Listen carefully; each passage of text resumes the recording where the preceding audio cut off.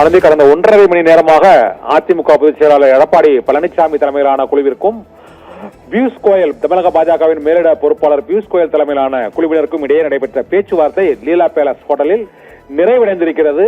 இந்த சந்திப்பு, இந்த பேச்சுவார்த்தையின் போது தொகுதி பங்கீடு மற்றும் கூட்டணி விரிவாக்கம், இபிஎஸ், ஓபிஎஸ் மற்றும் டிடிவி ஆகியோரை மீண்டும் இணைப்பது உள்ளிட்ட பல்வேறு பிரச்சனைகள் தொடர்பாக பியூஷ் கோயலுடன் எடப்பாடி பழனிசாமி பேச்சுவார்த்தை நடத்தியதாக கூறப்பட்டிருக்கிறது. இது குறித்து தமிழக பாஜக தலைவர் நயினார் நாகேந்திரன் வெளியிட்டுள்ள அந்த பதிவில் இருதரப்பிலும் பேச்சுவார்த்தை, முதல்கட்ட பேச்சுவார்த்தை சுமூகமாக நடைபெற்றது என்று அவர் கூறியிருக்கிறார். இந்த பேச்சுவார்த்தையில் புதிதாக கூட்டணி கட்சிகளை இணைப்பது தொடர்பாகவும் தேசிய ஜனநாயக கூட்டணி கட்சியின் சார்பாக தாமரை சின்னத்தில் போட்டியிடுவதற்கு அந்த கட்சிகளுக்கான தொகுதிகளை பாரதிய ஜனதா கட்சியிடமே கொடுத்துவிட வேண்டும் என்று வலியுறுத்தி ஒரு 50 இடங்கள் வரை அவர்கள் வெற்றி வாய்ப்புள்ள இடங்கள் என குறித்து எடப்பாடி பழனிசாமியிடம் குறிப்பு வழங்கியிருப்பதாக கூறப்படுகிறது. இது குறித்தும் பியூஷ் கோயலிடம் எடப்பாடி பழனிசாமி மற்றும் எடப்பாடி பழனிசாமியுடன் பேச்சுவார்த்தையில் கலந்து கொண்ட வேலுமணி, தங்கமணி, கேபி முனுசாமி, திண்டுக்கல் சீனிவாசன் உள்ளிட்டோருடன் தமிழக பாஜக தலைவர் நயினார் நாகேந்திரன் மற்றும் எல்முருகன் உள்ளிட்டோருடன் பியூஷ் கோயலுடன் பங்கேற்ற அரவிந்த் மேனன் உள்ளிட்டோரும் இந்த பேச்சுவார்த்தையில் பங்கேற்றிருக்கிறார்கள். அர்ஜுன் ராம் மேக்வால் உள்ளிட்ட தமிழக பாரதிய ஜனதா கட்சியின் இந்த மேலிட இணை பொறுப்பாளர்கள் உள்ளிட்டோரும் இந்த பேச்சுவார்த்தையில் கலந்திருக்கிறார்கள். லீலா பேலஸில் நடைபெற்ற பேச்சுவார்த்தை சுமார் 1.5 மணி நேரம் இந்த பேச்சுவார்த்தை நடைபெற்றிருக்கிறது என்றும் இதில் தமிழக அரசியல் நிலவரம் மற்றும் கூட்டணிகளை விரிவுபடுத்துவது, புதிய கூட்டணி கட்சிகளை இணைப்பது,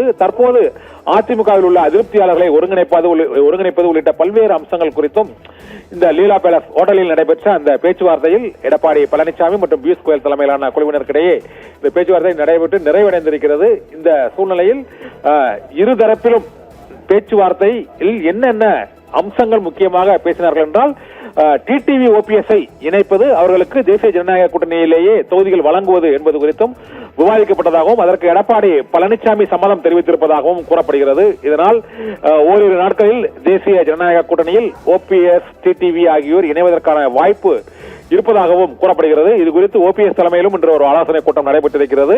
அதில் எடப்பாடி பழனிசாமியின் கருத்தை அறிந்து கொண்ட பின்னர் பியூஷ் கோயல் தரப்பு நயினார் நாகேந்திரன் மூலமாக டிடிவி மற்றும் ஓபிஎஸ் ஆகியோருடன் தெரிவிக்கும் என்றும் எதிர்பார்க்கப்படுகிறது. மற்றொரு மிக முக்கியமாக இந்த பாரதிய ஜனதா கட்சியின் அந்த மையக்குழு கூட்டத்தில் தமிழக பாஜகவின் பொறுப்பாளர் பியூஷ் கோயல் பேசும்போது, தமிழக வெற்றி கழகமானது, நடிகர் விஜய் தலைமையிலான தமிழக வெற்றி கழகமானது ஆட்டத்தை குலைக்கும் ஸ்பாய்லராக அந்த கட்சி இருக்கும் என்றும், வெற்றி பெறும் கட்சிகளை தோற்கடிக்கக்கூடிய அளவுக்கு வாக்குகளை பிரிக்கும் என்பதால் அது ஒரு 2026 தேர்தலில் தாவேகா ஒரு முக்கியமான ஸ்பாய்லர், அதாவது ஆட்டத்தை குலைக்கும் ஒரு கட்சியாக இருக்கும் என்றும், அது பாதிப்பை ஏற்படுத்தக்கூடிய அனைத்து கட்சிகளுக்குமே ஒரு பாதிப்பை ஏற்படுத்தக்கூடிய ஒரு கட்சியாக இருக்கும் என்றும் பியூஷ் கோயல் அந்த பாஜக நிர்வாகிகளிடம் மையக்குழு ஆலோசனையில் பேசியதாகவும், அதற்கு மாற்றாக அந்த ஸ்பாய்லர் பாதிப்பை என்ன பண்ணுவது என்பது குறித்து அதிமுக நிர்வாகிகளுடன் கலந்து ஆலோசனை நடத்தி அந்த சேதாரத்தை தடுப்பது மற்றும் 2ஆம் இடத்திற்கு தாவேகா முன்னேறுவதை தடுப்பது உள்ளிட்ட பல்வேறு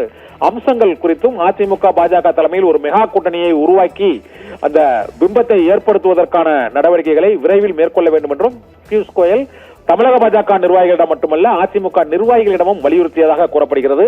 இருந்தபோதிலும் இருதரப்பிலும் அதிகாரப்பூர்வமாக இந்த கூட்டணி பேச்சுவார்த்தையில் என்னென்ன பேசப்பட்டது என்பது குறித்த அறிவிப்பு இன்னும் சில நிமிடங்களில் வெளியாகக்கூடும் என எதிர்பார்க்கப்படுகிறது.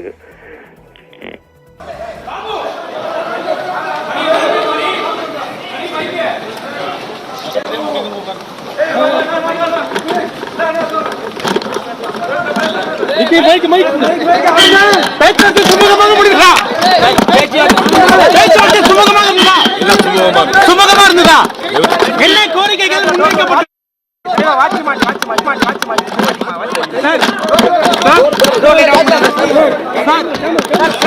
சுமூகமா முடிஞ்சதா சார்?